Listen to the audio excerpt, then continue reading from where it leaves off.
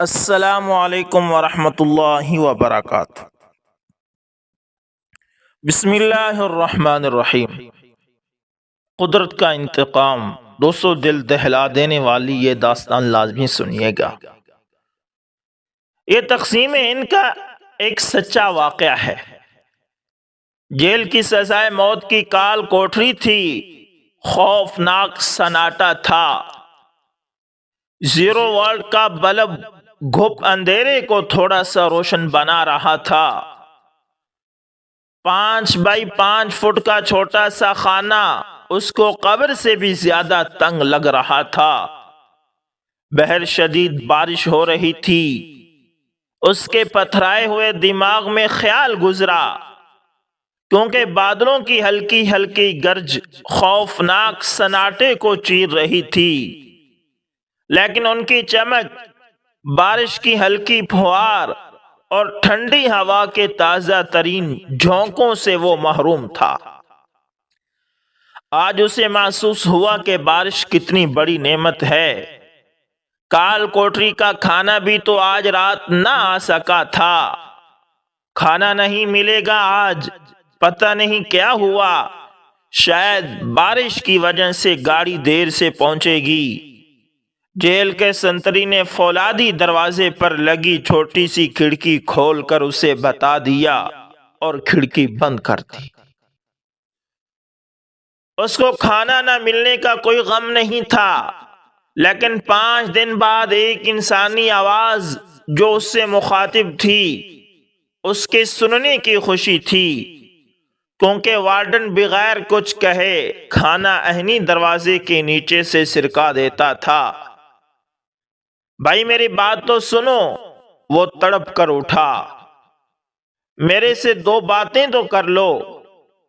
لیکن کال کوٹری کا وارڈن کب کا جا چکا تھا۔ پھر سے بس ایک وہ تھا اور ایک وہ کال کوٹری تھی۔ آنسوں کی لڑی نہ جانے کب سے بہہ رہی تھی اور رکنے کا نام نہ لیتی تھی۔ یا اللہ، میں سزائے موت کا مجرم کیسے؟ اپنے رب سے اس کا ایک ہی سوال تھا، میں نے تو تیرے بندوں پر کبھی ظلم نہیں کیا تھا۔ 64 سال کی عمر کا کمزور آدمی کیسے اور کس کا قاتل ہو سکتا ہے؟ اے رب ذوالجلال، تو جانتا ہے میں بے گناہ ہوں۔ اپنے رب سے باتیں کرتا، نہ جانے کب نیند کی وادیوں میں کھو گیا۔ خواب بھی تو اس کے ڈراونے آ رہے تھے۔ کبھی اپنے آپ کو تختے دار پر جھولتے دیکھتا اور کبھی جلاد کو اپنا چہرہ ڈھانپتے دیکھا۔ خواب میں کیا دیکھتا کہ ہندوستان کی تقسیم ہو رہی ہے، ہندوؤں کے قافلے بھارت جا رہے ہیں اور مسلمان پاکستان آ رہے ہیں۔ کشت و خون کی لڑائی جاری ہے، لیکن اس کو کوئی پرواہ نہیں۔ کڑیل جوان اور مضبوط جسم کا مالک روزانہ گھر سے نکل پڑتا ہے اور دیکھتا ہے کہ ہندوؤں کی چھوڑی ہوئی کسی چیز کو اچک لے۔ ایک آواز آتی ہے، یہ تیری کمائی کے دن تھے، تو چور جو ٹھہرا اپنے علاقے کا۔ وہ بڑبڑا کر اٹھ بیٹھا۔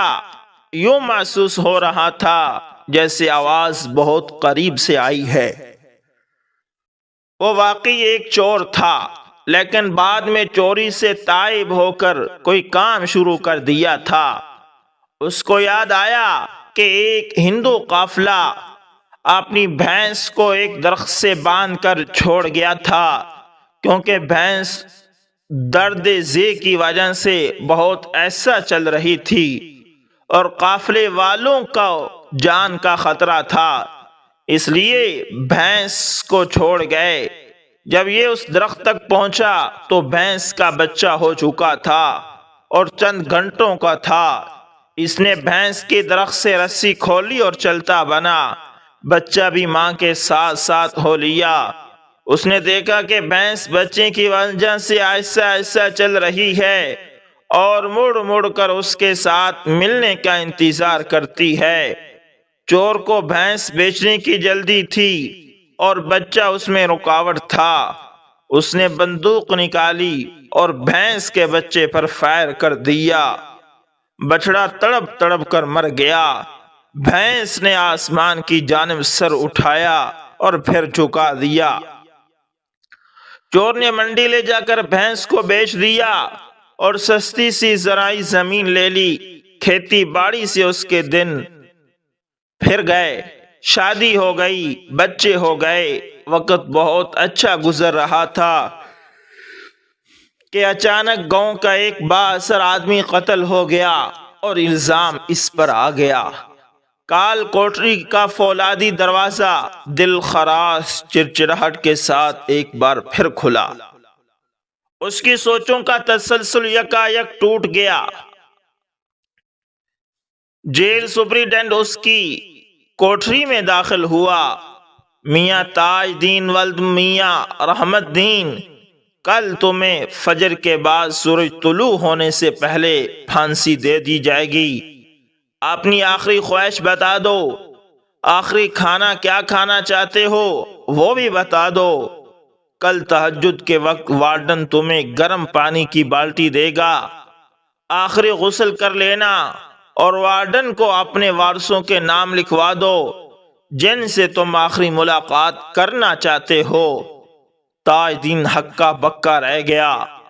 قدرت کے انتقام کی گھڑی آن پہنچی تھی اور اس کو اس کے شکوے کا جواب بھی مل گیا تھا کہ کس طرح اس نے ایک کمزور بے کس معصوم کی جان لی تھی اور اس کی دکھی مظلوم ماں کی آہ آج اسے تختے دار پر لٹکا رہی تھی۔ پھر وہی خوفناک سناٹا تھا۔ زیرو وولٹ کا بلب گھپ اندھیرے کو تھوڑا سا روشن بنا رہا تھا۔ 5 بائی 5 فٹ کا چھوٹا سا خانہ اس کو قبر سے بھی زیادہ تنگ لگ رہا تھا۔ قدرت اپنا حساب پورا ضرور کرتی ہے، اس کے ہاں دیر ہے اندھیر نہیں، کیونکہ یہ دنیا مکافات عمل ہے۔ اور صبح ہوتے ہی اس کو پھانسی پر چڑھا دیا گیا۔ اللہ اکبر اللہ اکبر۔ دوستو اسی طرح ایک اور واقعہ سنتا جائیں۔ خدا جب پکڑنے پر آتا ہے تو انسان کو اس طرح سے اپنی گرفت میں لیتا ہے کہ انسان سوچ بھی نہیں سکتا۔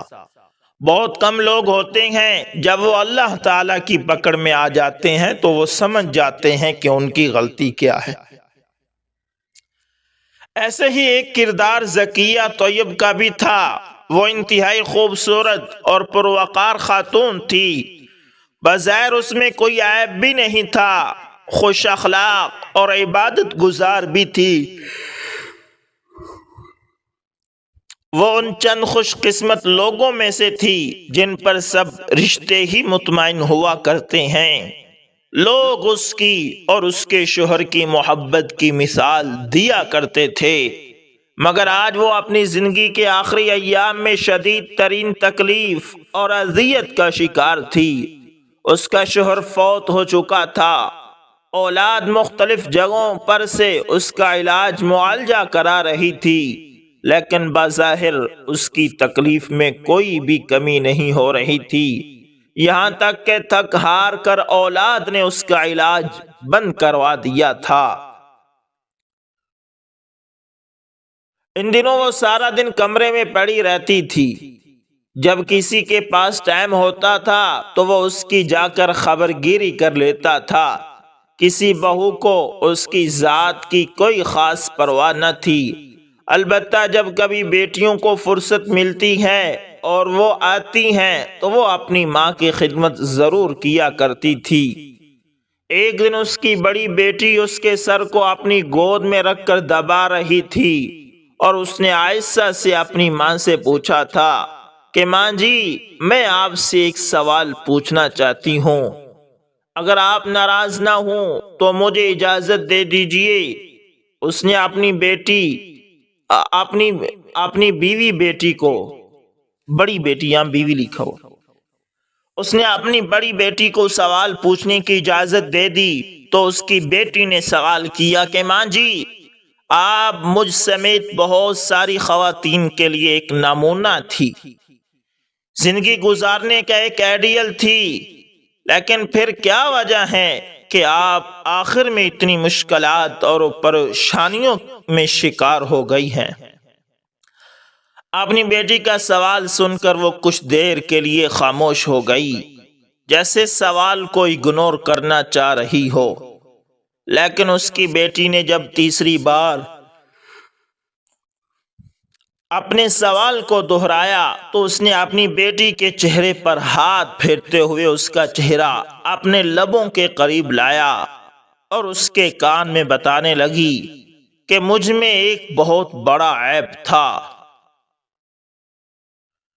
اس وقت میرا اللہ تعالیٰ گواہ تھا اور کسی کو اس کی گانو کان خبر نہیں تھی، اور وہ عیب یہ تھا کہ میں اپنے شوہر کے ہوتے ہوئے کسی غیر محرم سے جسمانی تعلقات قائم کیے ہوئے تھی۔ میں جو بہت زیادہ عبادت کرتی تھی، جو بہت زیادہ پارسا بنتی تھی، وہ اس لیے ہی بن کے رہتی تھی کہ کہیں کسی کو مجھ پر کوئی شک نہ گزرے۔ اگر کوئی شک گزرے بھی تو میری یہی عبادت میری ڈھال بن جائے اور میں کہہ دوں کہ میں اتنی پاکیزہ پھر کیسے رہ سکتی ہوں۔ میں اکثر تمہارے بابا کو خواب میں دیکھتی رہتی ہوں، لیکن جب وہ مجھے دیکھتے ہیں تو نظر پھیر لیتے ہیں، جس سے مجھے پتہ چلتا ہے کہ وہ میرے بارے میں سب کچھ جان گئے ہیں۔ مجھے یہی چیز سب سے زیادہ تکلیف دیتی ہے۔ وہ مجھ سے منہ موڑتے ہیں اور الٹے رخ کو چل دیتے ہیں۔ میں ان کو بلانے کی اور ان کے ساتھ ملنے کے لاکھ کوشش کرتی ہوں، لیکن نہیں مل پاتی۔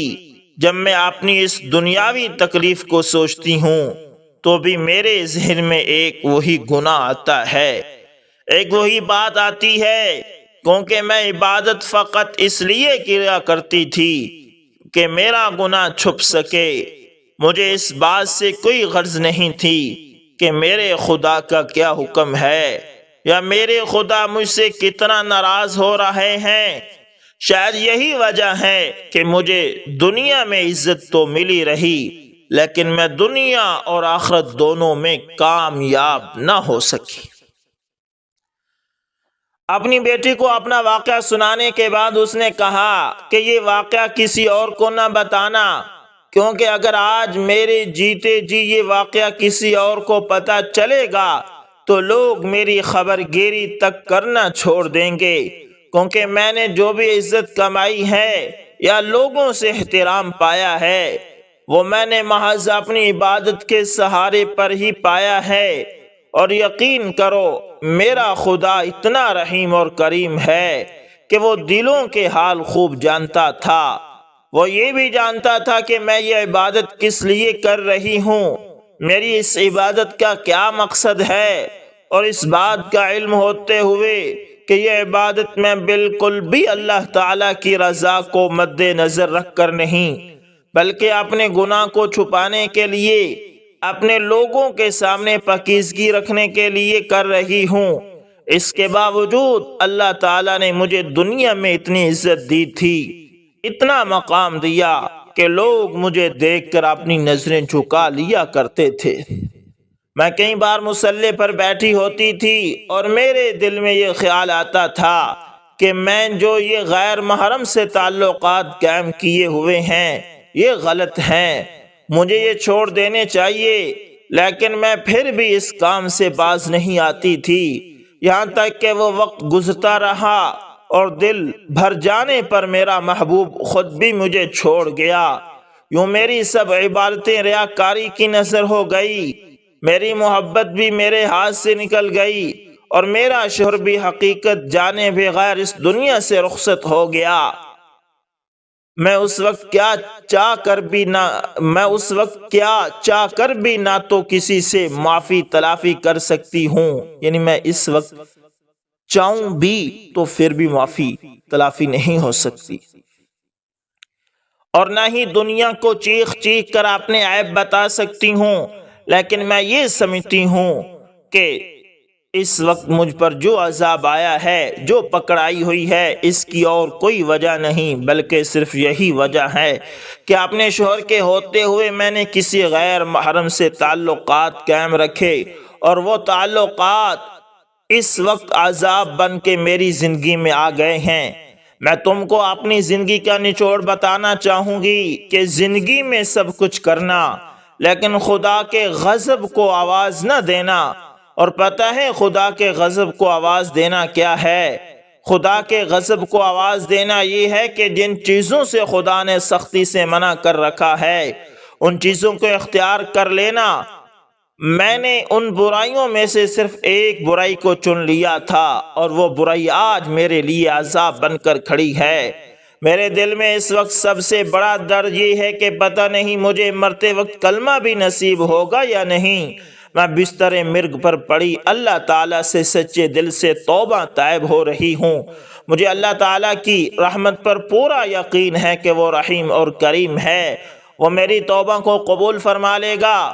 میں اس بات سے خود کو خوش قسمت سمجھتی ہوں کہ اللہ تعالیٰ نے میرے دل میں یہ بات بٹھا دی تھی کہ مجھ سے کیا غلطی ہوئی، اور میں اس غلطی پر نادم ہو کر اللہ تعالیٰ سے توبہ طائب ہو رہی ہوں۔ لیکن بہت سارے ایسے لوگ ہیں جن کو اللہ تعالیٰ کبھی توبہ کی طرف آنے ہی نہیں دیتے، بلکہ وہ گناہ کی دلدل میں دھنستے جاتے ہیں، یہاں تک کہ وہ اسی حالت میں مر جاتے ہیں۔ مجھے اس بات کی قوی امید ہے کہ اللہ تعالیٰ میری توبہ کو قبول فرما لیں گے اور مجھے بخش دیں گے، میرے عذاب سے جان بچ جائے گی، اور کوئی بھی وجہ نہیں ہوگی، فقط میرے اللہ تعالیٰ کا رحم ہوگا۔ لیکن تو میری تکلیف کو دیکھ کر یہ اندازہ ضرور کر لینا کہ میں نے اپنی غلطی کی کتنی بڑی سزا پائی ہے۔ تم یقین نہیں کرو گی کہ میں کسی وقت اتنی زیادہ تکلیف میں ہوتی ہوں کہ میں اللہ تعالیٰ سے خود اپنے منہ سے بول کر موت مانگتی ہوں، لیکن مجھے موت نہیں آتی۔ تم کو میں نے حقیقت بتا دی ہے۔ تم کبھی بھی اپنے لیے میری زندگی کو مد نظر نہ رکھنا، بلکہ تم خود کو ان پاکیزہ اور پارسا عورتوں کی طرح رکھنا جو اللہ تعالیٰ کے احکام کی پیروی کرتے ہوئے جنت میں جا کر 70 حوروں کی ملکہ بنیں گی، اور اس مقام کو تم تب ہی پہنچ سکو گی جب تم اپنی محفل اور تنہائی دونوں کو پاک رکھو گی۔ مجھے نہیں پتا کہ میں آج مر جاؤں یا کل، لیکن میں بستر مرگ پر پڑھ کر تم کو یہ نصیحت کر رہی ہوں۔ اگر تم میری اس نصیحت پر عمل کرو گی تو تمہارے دونوں جہاں سنور جائیں گے، لیکن اگر تم بھی میری طرح غلط راستہ چن لو گی تو اس دنیا میں تمہیں مکافات عمل سے گزرنا ہی گزرنا ہے، لیکن آخرت میں بھی تمہیں عذاب ہوگا۔ میں اللہ تعالیٰ کی گرفت میں آتے سمجھ گئی تھی کہ میری کیا غلطی ہے۔ میں نے اللہ تعالیٰ سے توبہ بھی شروع کر دی، لیکن ہر کوئی اتنا خوش نصیب نہیں ہوتا کہ اسے مرتے وقت توبہ اور کلمہ نصیب ہو۔ اگر ہو سکا تو میرے لیے دعا کرنا، میرا ماضی جان کر مجھ سے نفرت نہ کرنا، اور کبھی بھی اس گناہ کی راہ پر نہ چلنا جس گناہ کی راہ پر چل کر میں نے اپنے اللہ کو ناراض کر لیا۔ تو دوستو آج سے سب توبہ کریں کہ اللہ ہم نے تنہائی میں جتنے بھی گناہ کیے، اللہ ہم آپ سے سچے دل سے معافی مانگتے ہیں۔ آؤ دوستو میرے ساتھ اللہ سے معافی مانگتے کہ اللہ جی ہم سے جتنی بھی غلطی ہوئی ہیں، اللہ جی ہم ان کی معافی چاہتے ہیں۔